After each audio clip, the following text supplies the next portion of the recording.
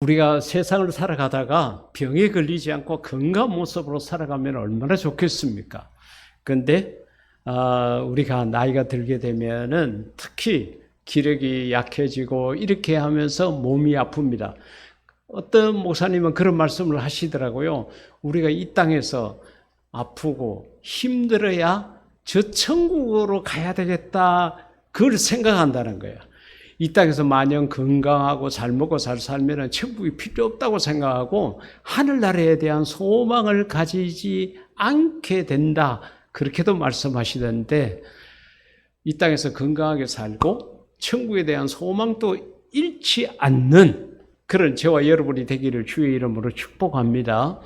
오늘 이 본문 속에 나타난 사람, 아들이에요.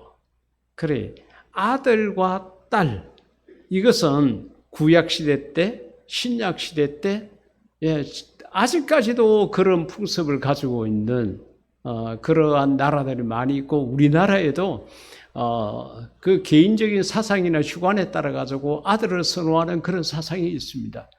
근데 이 예수님 시절에 그때의 아들은 큰 자산입니다.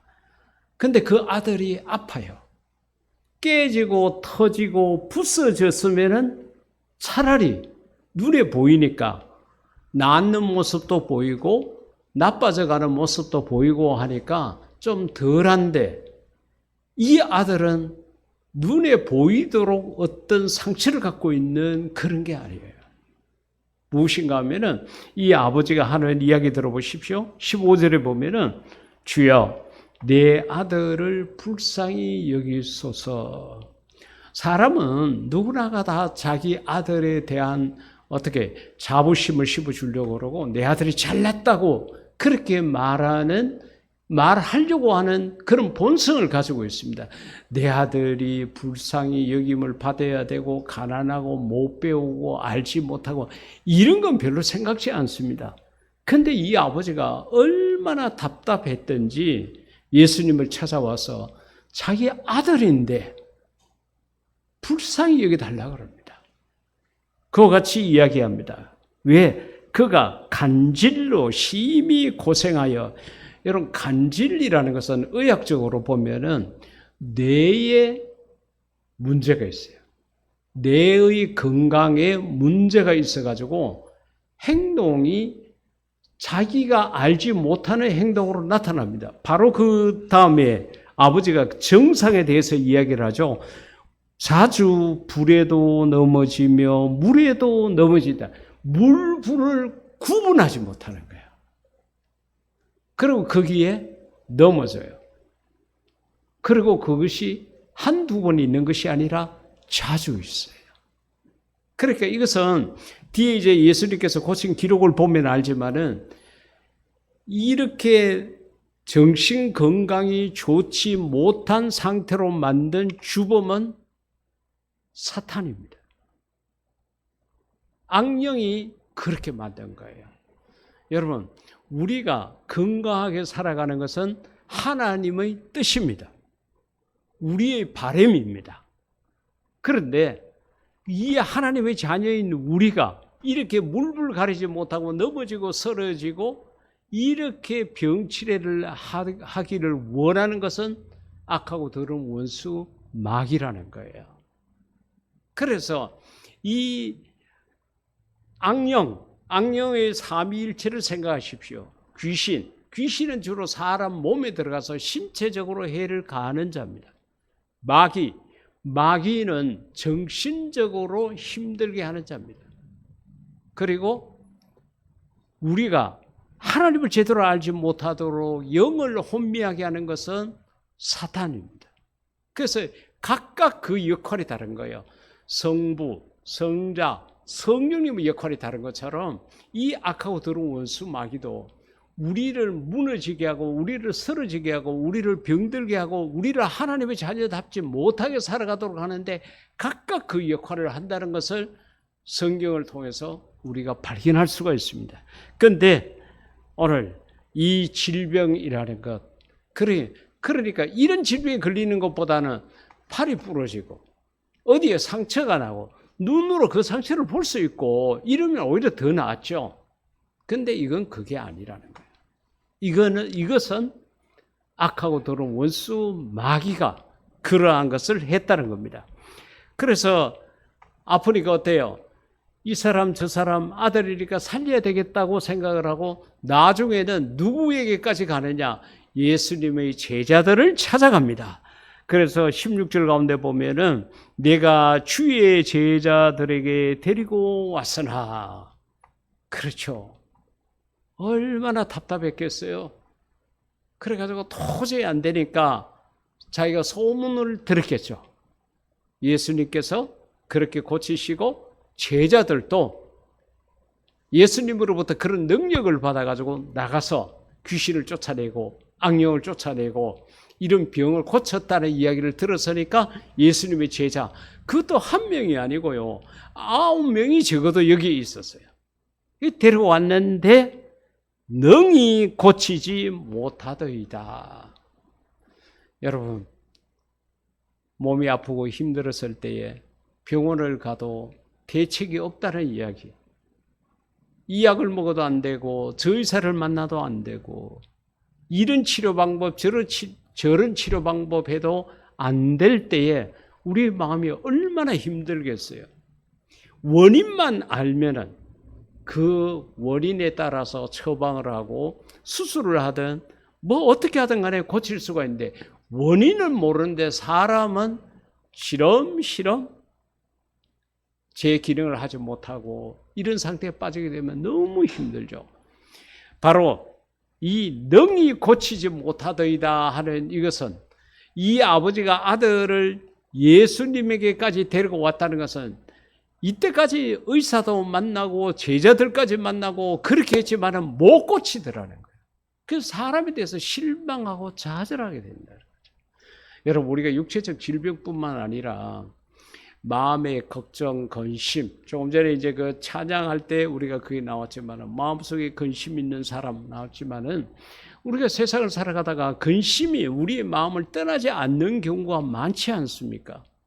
근데 그런 걱정, 근심, 염려, 불안, 고통, 쉬는 눈물, 한숨이 우리들 속으로 이렇게 몰려왔을 때에 우리가 이 문제를 해결하기 위해서 이 사람 저 사람 만나고 이런 일 저런 일 해보고 다 해봤는데도 안 돼.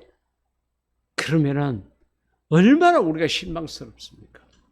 그래서 때로는 극단적인 생각을 하고 세상을 스스로 떠나는 그런 사람도 있습니다. 이 아버지가 많은 사람들을 만났지만은 능히 고치지 못하더이다. 사람은 한계가 있습니다. 사람은 어떻게 할 수가 없어요. 그러니까 여러분, 우리가 세상을 살아가다가 어렵고 힘든 문제를 만났는데 그 문제를 백방으로 뛰면서 해결해 보려고 노력했는데 안 된다. 그럴 때는 우리 예수님에게 적극적으로 매달리시기를 주의 이름으로 부탁을 드립니다. 로마서 3장 23절 가운데 보면은 그런 아주 원칙적인 말을 하는데 이 세상에 있는 모든 사람이 다 죄인이다. 다 죄인이다. 여러분, 우리가 죄인이기 때문에 죄를 짓겠습니까? 죄를 지었기 때문에 죄인이겠습니까? 사과나무이기 때문에 사과를 맺는 거예요? 아니면 사과를 맺혔기 때문에 사과나무인 거예요? 시편 저자는 그와 같이 이야기를 합니다. 우리가 태중에 있을 때 그때 죄인이었다고. 그러니까 우리는 죄인이기 때문에 죄를 짓는다는 말이 맞습니다. 죄를 지었기 때문에 죄인이라 그러면은 죄 안 지은 사람 의인이 있다는 이야기죠. 아니죠. 우리 모두가 그래. 여러분, 우리가 시간적으로, 건강적으로, 물질적으로 무엇인가 여유가 있게 되면요, 좋은 쪽을 생각을 하지 않고 나쁜 쪽을 생각합니다. 죄 지을 생각을 해요. 십계명의 거울 앞에 비춰보기 부끄러운 일들을 자꾸 생각을 합니다. 우리 장로님 말씀하신 것처럼 필리핀에 가니까 그 발가락을 이렇게 끼워서는 우리 경상도 말로 딸딸이라고도 그러잖아요. 그거 살형편이 안 돼가 맨발로 다니는 아이가 있는가 하면은 부자는요. 벤츠라는 승용차 7대를 사가지고 요일마다 바꿔가면서 타고 다닌대요. 빈부격차가 그만치 많이 난다는 거예요. 그러면 우리 생각으로는 그렇게 잘 먹고 잘 사는 사람이 좀 자기 것을 그렇게 어려운 아이들을 위해서 그렇게 하면 얼마나 좋을까? 우리 생각이 그렇죠. 근데 그렇게 안 한다는 거죠. 왜? 우리가 원래 죄인이기 때문에 그래요. 여러분들이 세상을 살아가다가 사람에게 희망을 두지 마십시오. 사람에게 소망을 두지 마십시오. 결혼을 해서 같이 사신 여러분, 지금 여러분의 아내, 여러분의 남편이 결혼 전에 생각했던 그 사람입니까? 거의 아닐걸요. 그 사람이 나빠서가 아니라 원래 그래요. 원래. 근데 내가 기대가 컸던 거죠. 여러분들이 목사인 저에 대해서 기대하는 것도 똑같습니다. 사람은 어떤 직책을 가지고 있고 무슨 일을 하든 간에 죄인이라는 그 본성에서 벗어날 길이 없습니다. 그래서 바울은 로마 교인들에게 편지하면서 3장 23절 이 말씀처럼 모든 사람이 다 죄인이라고 그같이 이야기를 했습니다. 그렇다 그래서 그래 나는 죄인이야 그러고 세상을 아무렇게나 살면 안 됩니다. 그래도 우리가 하나님의 사랑을 입었고 하나님의 은혜를 입은 자니까 하나님 자녀답게 살아야 되는 거예요. 여러분들이 걸음 속에 하나님의 영광이 나타나고 주님의 사랑이 나타나는 그런 하나님의 자녀이기를 주의 이름으로 축복합니다. 자, 병은 있어. 사람을 찾아갔는데 안 돼. 그런 희망이 없느냐? 아니라는 거예요. 오늘 본문 14절 가운데 보면은 그들이 무리에게 이를 때 한 사람이 이게 이제 그 아버지예요. 예수께 와서 꿇어 엎드려 이르되 정말로 중요한 게 뭔가 하면은 예수님을 찾아왔다는 거예요. 예수님이 찾아오기를 많은 사람이 기다리고 있습니다. 감나무 밑에서 감이 떨어지기를 입을 벌려가지고 기다리고 있는 것처럼 주님이 나를 찾아와서 어떻게 해주기를 바라는 사람들이 많이 있습니다. 아니에요.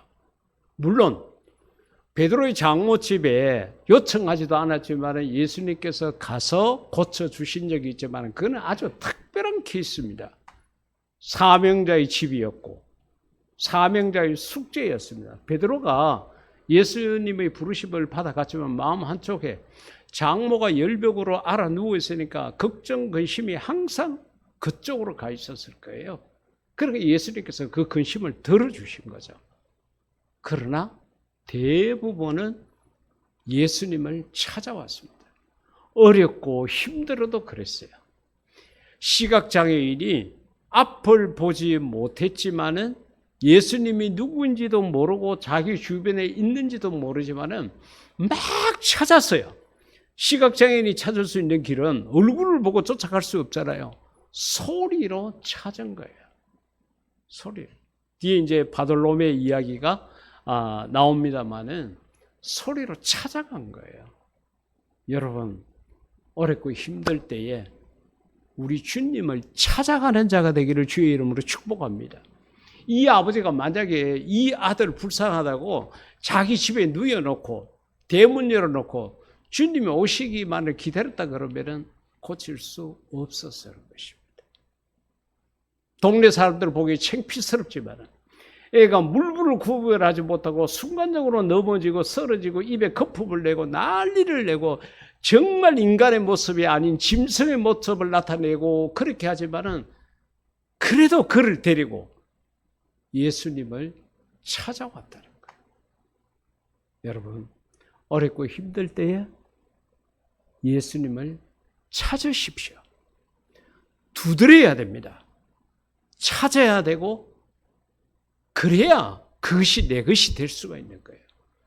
이 아버지가 예수께 왔어.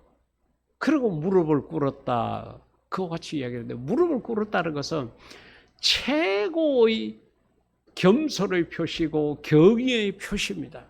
나는 이렇게 당신에게 도움을 요청합니다. 더 이상 어떻게 할 수 있는 방법이 없는 거예요. 누가복음 8장 가운데 보면은 12회를 혈류적으로 알았던 여자 보십시오. 12년 동안 몸에서 피가 빠져나갔는데 이 여자의 몰골을 생각해 보십시오. 뭐가 남았겠어요?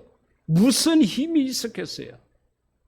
근데 예수님을 찾아놨을 거예요. 그 병도 몸을 갖고, 그 연약한 몸을 갖고 예수님 주변에 보통 한 3천여 명이 같이 다녔다고 성경학자들이 그러는데 3,000명이 아니라 300명, 30명이 가더라도 그 남자들 사이를 비좁고 그렇게 가서 예수님의 옷자락을 만진다는 게 결코 쉬운 일이 아닙니다. 그런데도 예수님을 찾아왔어요. 우리가 마음이 아플수록, 우리가 몸이 아플수록 내가 죽으면 죽으리라는 마음을 갖고 우리 주님을 찾아 나서는 게 중요합니다. 주님께서 당신을 찾아온 자를 외면한 기록은 성경에 없어요. 찾아온 자는 각색 병든 자를 다 고치리라, 그와 같이 말씀을 하셨습니다. 오늘 저와 여러분 속에 어떤 질병이 있습니까? 어떤 것을 고침받기를 원합니까? 여러분, 여러분의 마음을 활짝 열고 우리 주님 앞으로 더 한 걸음 나아오십시오. 예수님이 눈에 보이지 않고 예수님이 여기 계신다고 말할 수 없기 때문에 마음으로 다가가는 것이 중요합니다. 이 성경에 서여졌던 이 시대에 이 혈류병 여인, 이 시대는 예수님이 눈에 보였어요. 예수님이 계시는 곳이 장소가 확인이 됐기 때문에 이들은 찾아갔지만은 오늘 우리는 마음으로 절대적 믿음, 절대적 신뢰감으로 다가가야 된다는 거죠. 여러분들 어떻게 하든지 신실하신 예수님을 믿으시고 우리 주님 앞으로 한 걸음 더 갈 수 있는 그런 마음의 자세, 믿음을 가지시기를 주의 이름으로 부탁합니다. 마가복음 10장 46절 이하 말씀 가운데 보면은 조금 전에 말씀드린 소경 바디메오, 바라는 말은 아들이라는 말입니다. 디모에오의 아들이라는 거죠. 근데 이를 보니까 맹인 거지 바디메오 그랬습니다. 신체적으로는 병든 자예요. 고칠 수 있는 가능성이 거의 없는 시각장애를 가진 자였고 경제적으로는 거지입니다. 시각장애를 가졌으니까 어디 가서 일할 수 있는 곳이 없었겠죠. 그러니까 경제적으로 가난할 수밖에 없죠. 경제적으로도 가진 것이 없고 신체적으로도 이렇게 단순한 질병을 넘어서 장애를 가진 그런 자라고 말할 수 있습니다. 그런데 그가 길가에 앉았다가 나사렛 예수시란 말을 듣고, 그래 예수님께서 지나간다는 그 말을 듣고 이가 소리 질러 이르되, 시각장애인이 자기 자신의 의사를 표시할 수 있는 방법 중에 하나, 가장 강력한 방법이 큰 소리로 외치는 거예요. 왜? 눈에 예수님이 어디 계신지 안 보여요. 그러니까 자기가 소리를 크게 내가지고 예수님이 왼쪽, 오른쪽, 멀리, 가까이 상관없어요. 자기 소리의 영역을 최대한 크게 해야 된다는 거예요. 그래서 이 소경 바디메오가 그렇게 소리 지르니까 52절에 예수님께서 이르시되 가라, 내 믿음이 너를 구원하였느니라. 할렐루야. 여러분, 내 병을 고치고 내 건강을 회복하는 가장 큰 원동력은 내 믿음입니다. 나의 믿음이에요. 예수님이 눈에 보이지 않지만, 예수님은 손으로 잡을 수 없지만은, 예수님 목소리로 귀로 들을 수 없지만은 예수님을 믿으시기를 주의 이름으로 축복합니다. 여러분들이 건강하게 사는 것은 예수님의 바람입니다. 하나님의 뜻입니다. 성령님도 원하고 계십니다. 여러분이 이 땅에서 하나님이 주신 생명을 건강하지 못하게 살아가는 것을 기뻐하는 것은 악하고 더러운 원수 마귀입니다. 우리 하나님은 좋으신 하나님이요. 우리 주님은 우리가 이 땅에서 더 풍성하게 살아가기를 원하시는 분이세요. 성령님은 항상 우리를 선한 길, 의의 길, 좋은 길, 말씀의 길로만 인도합니다. 그런데 우리가 이 땅에서 질병의 고리에 매여가지고 주의 일도 하지 못하고 내 일도 하지 못하고 비참하게 세상을 살아가는 것은 하나님이 원하시는 일이 절대 아닙니다. 마음을 활짝 여시고 내 믿음이 나를 고쳤다고 나중에 간증할 수 있을 만큼 주님과 더 가까이 할 수 있기를 주의 이름으로 축복합니다. 이 시간 우리 다 같이 기도할 때 여러분 자신의 질병을 위해서 기도하십시오. 내가 주님 앞에 왔습니다. 병든 몸을 가지고 왔습니다. 내 병을 고쳐주십시오. 사람들은 할 수 없지만 하나님은 하실 수 있습니다. 하나님 나를 고쳐주세요. 이 시간에 고쳐주세요. 다 같이 내 자신의 건강을 위해서 기도하시겠습니다.